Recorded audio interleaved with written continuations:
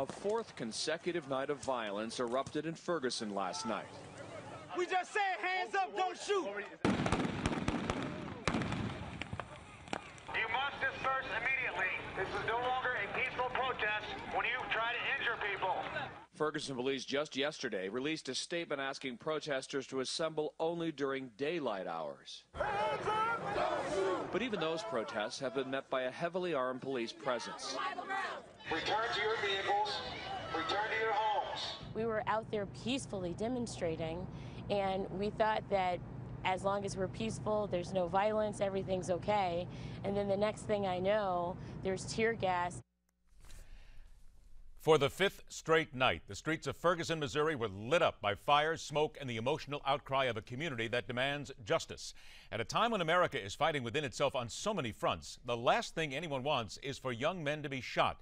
Pictures of riots flashing around the world, and the realization we as a people are more fractured than ever before.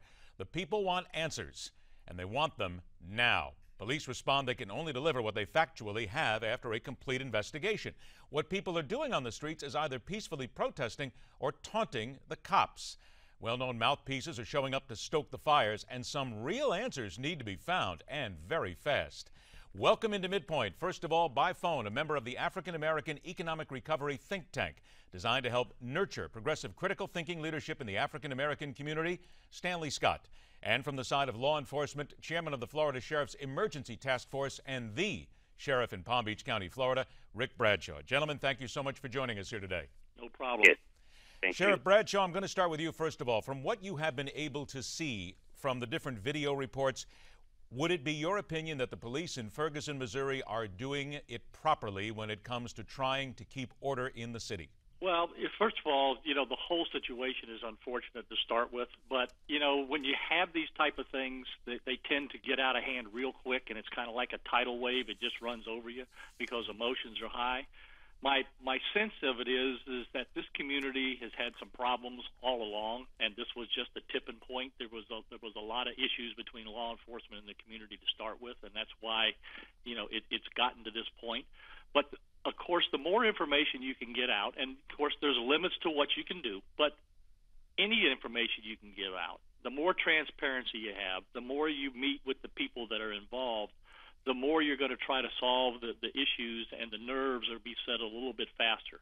But you don't want to jeopardize the investigation to the point that, it looks like it's skewed one way or the other with the outcome. But certainly opening up the lines of communication, is the best thing that can happen. And like I say, my sense of it is the lines of communication weren't good to start with. Have you seen anything, though, as a veteran law enforcement officer that makes you stop and say, this is something that I would not recommend is done, or this is something that could be done better? Well, every community is different, and we've used our field forces in a lot of different situations, over at the Democratic and the national conventions, Republican ones, and had crowd situations. The less you can escalate it, the better you are. The less you let people get involved in a tit-for-tat taunting and making sure the officers don't react to other people's emotions and keep their emotions in check, the better off you're going to be. But the more you put the two factions in close proximity, nothing's good's going to happen. So if I was to recommend anything, I would recommend to try to make law enforcement up there keep some more buffer zones between what's going on, and try to not overreact in any way, shape, or form. Stanley, 5 nights now, there's violence. There are people there who say that, in essence, the community very upset about what has happened, but even they are overreacting. What is your take? I agree with that. I mean, nonviolence is the best way to deal with this situation here. But I must address here the police department. You begin to see the same thing across the country when it comes to blacks or African Americans, that they could be shot down and then there's cover for the police. When we talk about different communities, we must also keep in mind justice has nothing to do with different communities. Justice should apply to every community, and that is not taking place when it comes to people of color. So we talk about how they want to keep the name of the police officer. That's not normal. But the point that's important to me, they say that the officer shot the young man, and he was down with his hand up. Anytime that excessive force is used after that point, that is murder.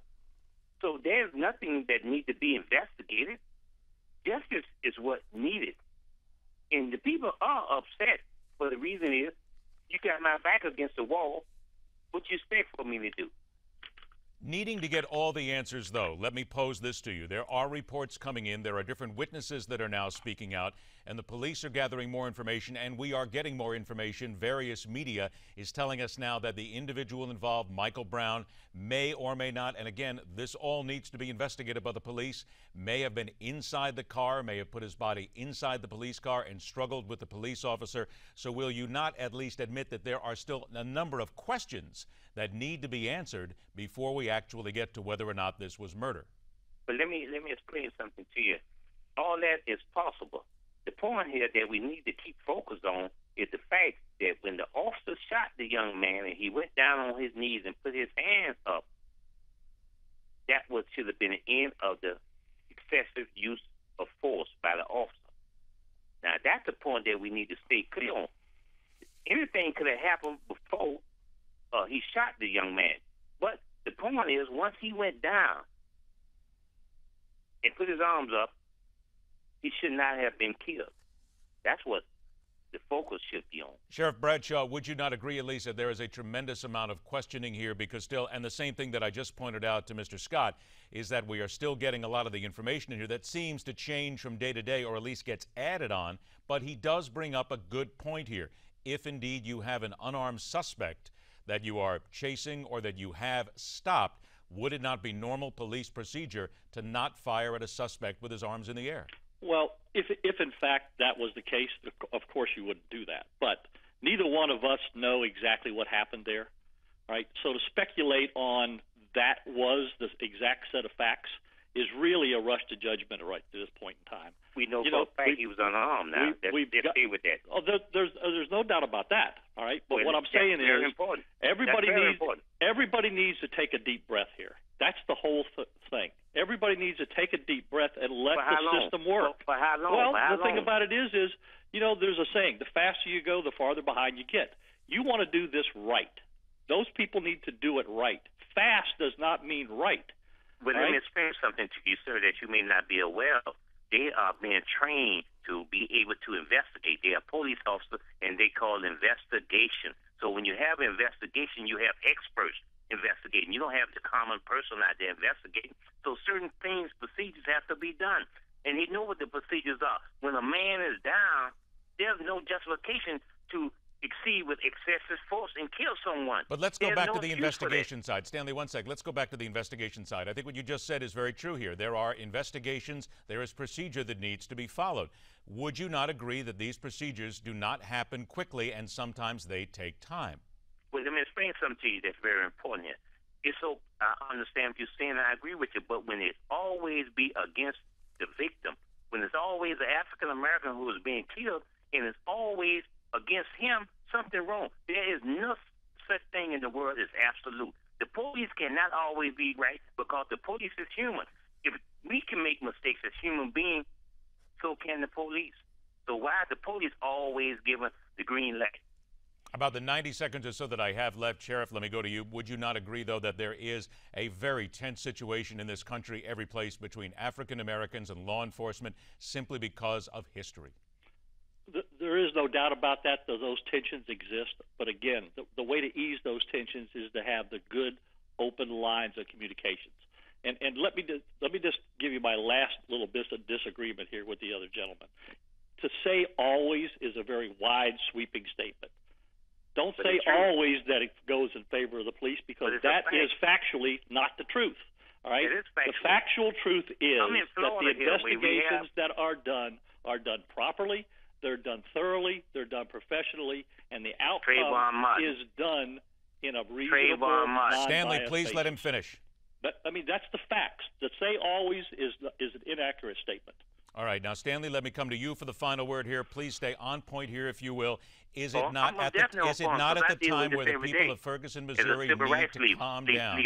Isn't it time for the people of Missouri to calm down and wait for the investigation?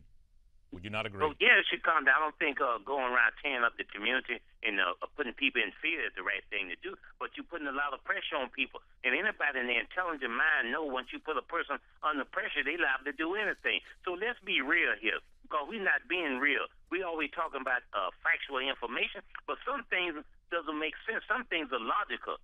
You don't shoot a man when he's down. I think we are all agreed on that fact, and I think even the sheriff himself said that. And as we pointed out, this is all part of the investigation. You are correct. You don't shoot an unarmed person. We agree on that, I think, wholeheartedly. Stanley, Sheriff Bradshaw, I'm sorry, but we're all out of time. We have to go. Gentlemen, we will stay in touch, and we will follow up on this story. Thank you both. Okay, thank you. All right, we will stay up on the story. Activists are now in the city, and everybody needs to take a breath. Later this hour, has the sex offender registry finally gone too far?